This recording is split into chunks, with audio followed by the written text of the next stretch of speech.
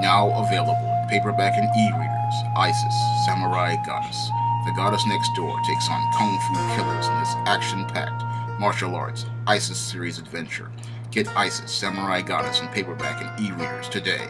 One of my viewers wanted me to talk about the racism that's going on in the fandom of anime.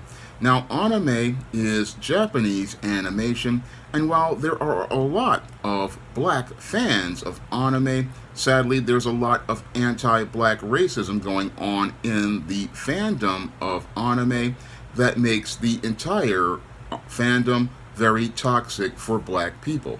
Now, I myself have been inspired by animes like the Neon Genesis Evangelion. When I was designing Isis's black costume, I was inspired by Asuka's plug suit to design Isis's black costume. And I've also been watching many animes for many years, like Gatchaman, also known as Battle of the Planets here in America, and Voltron, which is known as Go Lion in Japan, and Dairuga 15, which is known as Vehicle Team Voltron.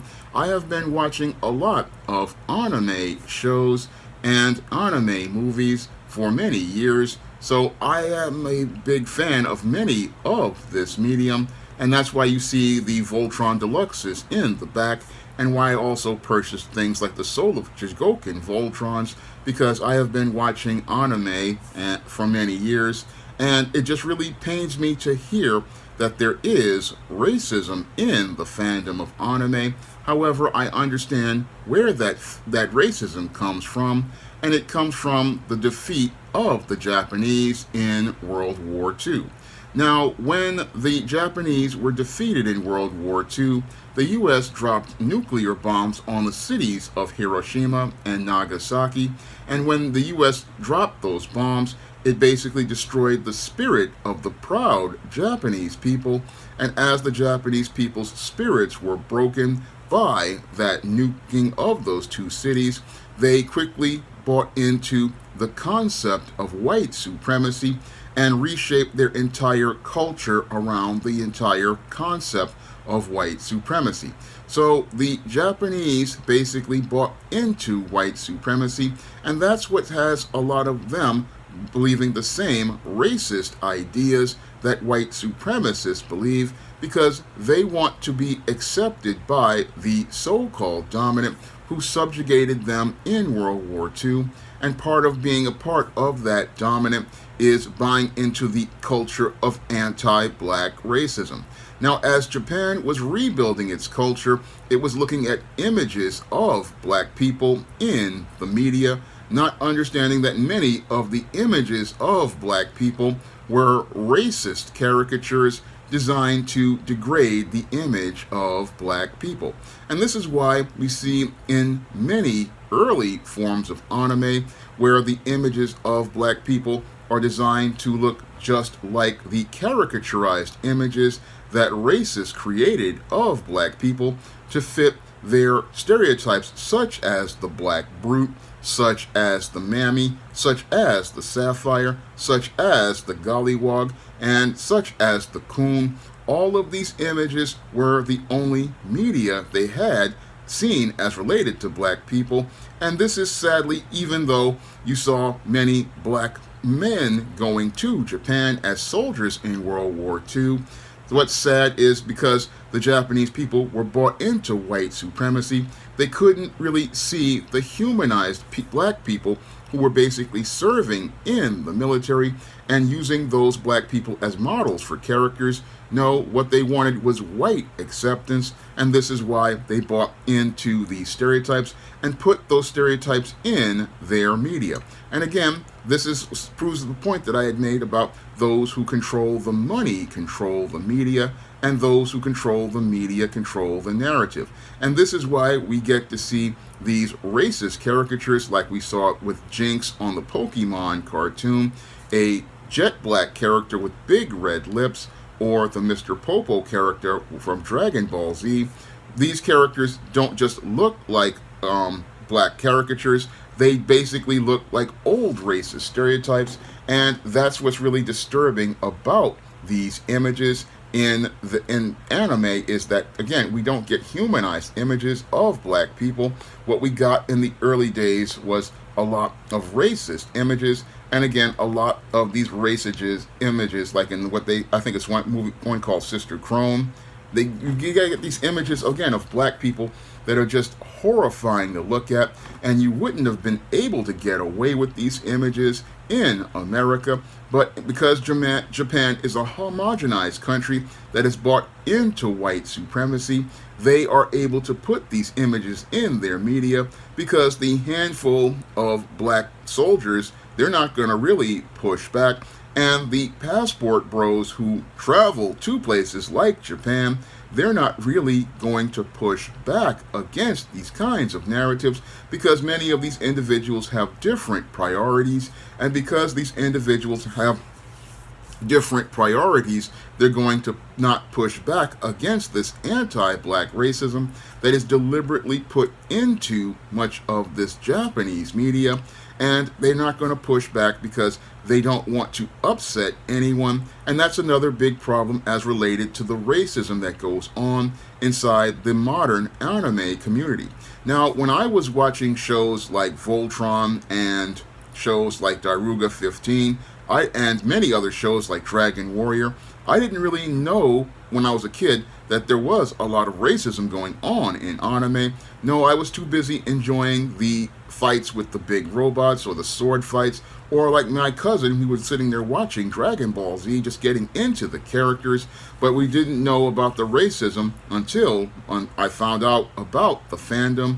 And the fandom's racism is quite troubling to me because we've got a group of individuals who want to tell those of us who have been fans of these characters that you cannot even enjoy these characters if you're black. And again, that's a core foundation of the racism inside of the fandom as related to the fans. They will tell you, oh, you can't be a fan of these characters if you're black. But these shows were broadcast here in America and broadcast into black homes. And a lot of young brothers and sisters, we grew up watching these shows. And we also went to the comic book stores and we would go buy the mangas that many of these shows are adapted from. We would go buy the VHSs at Comic-Con back in the day, and these days people before then were going buying the DVDs. So there were a lot of black people buying into the anime, and I saw them when I went to Anime NYC back in 2019. And again, there were a lot of fans of these anime characters, and what happens to black fans is they feel like there's no place for them in that fandom because you've got a group of racists who have bought into the white supremacy that the Japanese bought into. And as they bought into that white supremacy, what they are told is, oh, you can't be black if you want to cosplay this character. You can't be black if you're a fan of this character. You can't be black and enjoy this anime. And again, this is the anti-black racism that is a part of the culture of fandom that many don't want to talk about. Because in fandom, nobody really wants to talk about a lot of the racist images that are a part of animes. They don't want to talk about the racism going on in the fandom, where a lot of black fans are just treated so poorly and and it's a hostile environment for black fans. And what happens is that many of the black fans feel like they don't deserve a place in anime. They believe because it's just a Japanese animation medium, there is no place for them. And what really helps enable this environment is this mindset that many black bootlegs have in fandom. Because what I've noticed as I've been a part of these fandoms and been on social media with these fandoms is that you've got a group of black bootlegs out here, and these black bootlegs, what they want to do is go out here and give a pass to this anti-black racism that is a part of the anime fandom, instead of going out here and standing up and pushing back the way I do as a part of comic, science fiction, and fantasy fandom by standing up and speaking out against racist images and speaking out against racist media and calling it out.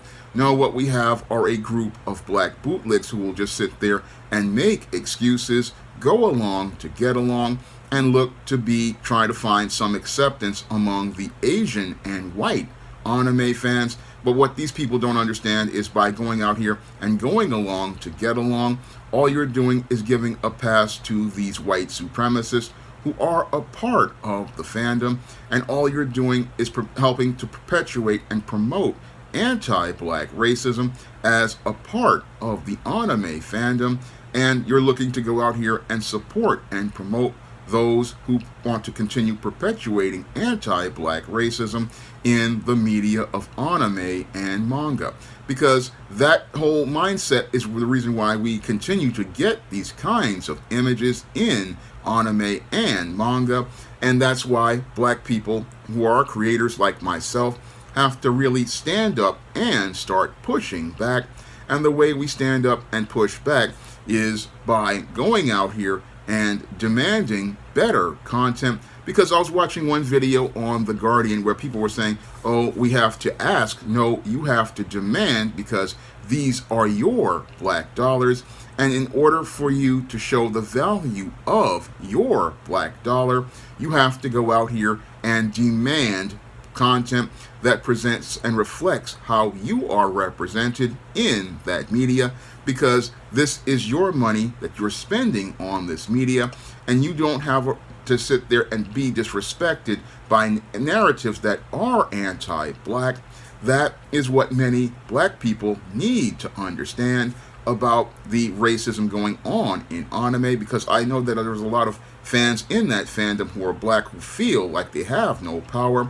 But as a guy who's been in this medium for, again, over 35 years and been a fan ever since he was 4 years old of different things like comics and science fiction and fantasy, I understand that this is a time when you have to find your backbone and your stones, because the only way this racism stays in this fandom is when black people do not stand up for themselves. Because when you stand up for yourself and take your respect, you get respectable images that reflect the best of black people.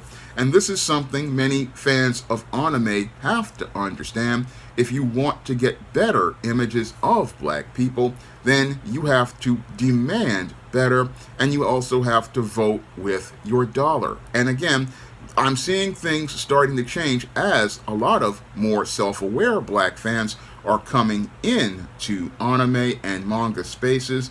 And what's happening is now, because we have more black fans and more black creators coming into these spaces, what's happening is that people are demanding better images and better stories. Moreover, we have more black creators coming into the medium, like LaShawn Thomas. Now, LaShawn Thomas was the creator of the Cannon Busters anime, which was on Netflix, and that was a groundbreaking anime, because we have a black anime with black characters from a black studio, and that's how you have a major impact on the medium. Because when you have a black man coming in and making anime with black characters and telling a story from a black perspective, this is about a black man taking money to control the medium, controlling the narrative, and telling our stories. And we need more black creators to come into this space.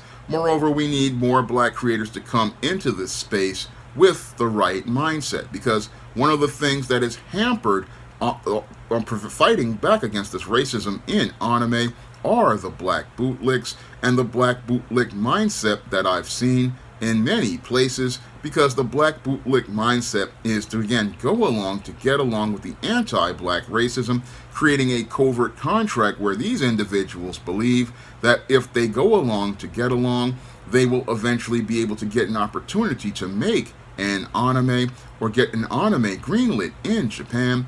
But that's not going to get your anime greenlit in Japan by going along with anti-black racism, because even if these type of individuals go out here and get something made, it will still feature a whole lot of self-hatred overall.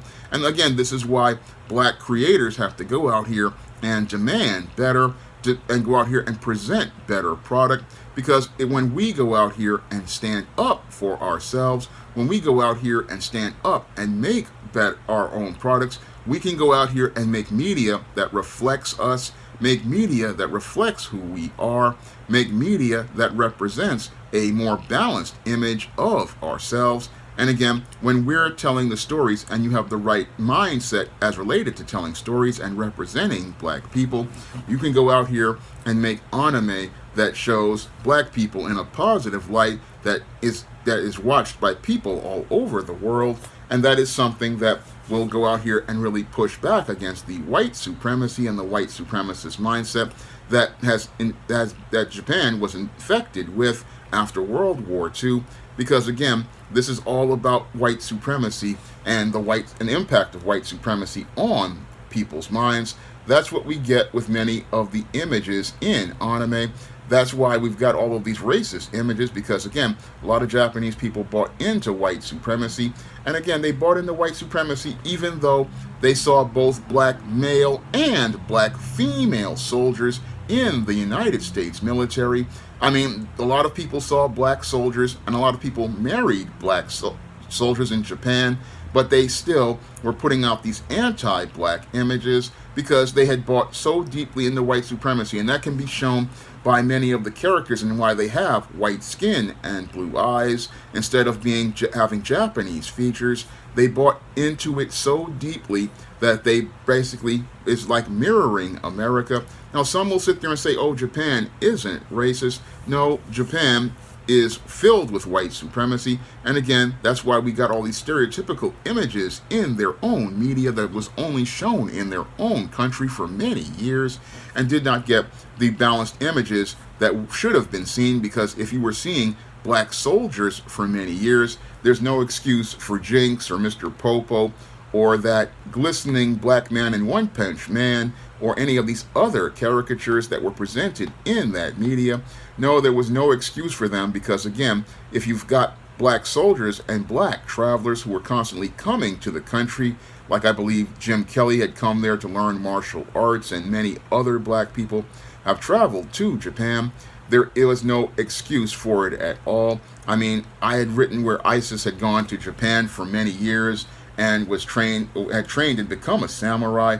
And again, I know that there have been black people in Japan and part of Japan's history, but I know how deep white supremacy can just infect a mind when people's culture is completely broken.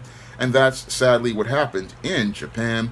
And sadly, nobody wants to talk about that racism in anime.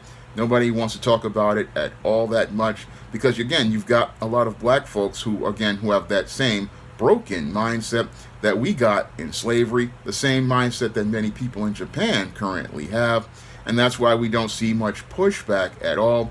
But the way we push back, again, is by going out here and demanding that black characters be presented in a balanced way from these studios, and to also demand that black people go out here and just stop bootlicking these studios and these companies. And also go out here, we have to go out here and support those brothers like LaShawn Thomas, who made Cannon Busters, and many of the other young brothers out here looking to make manga and looking to make representative images of black people that represent black people in a positive light. Now, if you want to pick up my first comic, which some people say is like manga, John Haynes at Death's Door, you can find it on lulu.com right now. And if you want to pick up many of my books on the SJS Direct imprint, which are partially inspired by things like anime, like the ISIS series, the E-Steam series, the John Haynes series, and the books of the Spinsterella trilogy, you can find those books on Amazon.com and other online booksellers like Barnes & Noble, the iBookstore, Google Play, and Walmart and Target. And if you want to see me make more videos like this one, which was requested by a viewer, you can send a donation to my Patreon, my PayPal, or my Cash App by clicking the links in the description box. That's all I have to say for this video. You can comment, rate, and subscribe. Now available in paperback and e-readers, ISIS, Revenge of the Cyber Goddess. The goddess next door takes on the threat of a deadly digital diva driven to destroy the world in this action-packed, all-new ISIS series adventure. Get ISIS, Revenge of the Cyber Goddess featuring a bonus pin-up and the other two books in the Cyber Goddess saga at online bookstores everywhere today.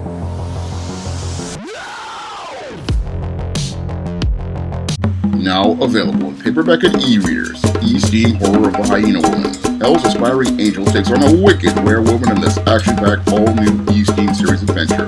Get E-Steam Horror of the Hyena Woman in paperback and e-readers today.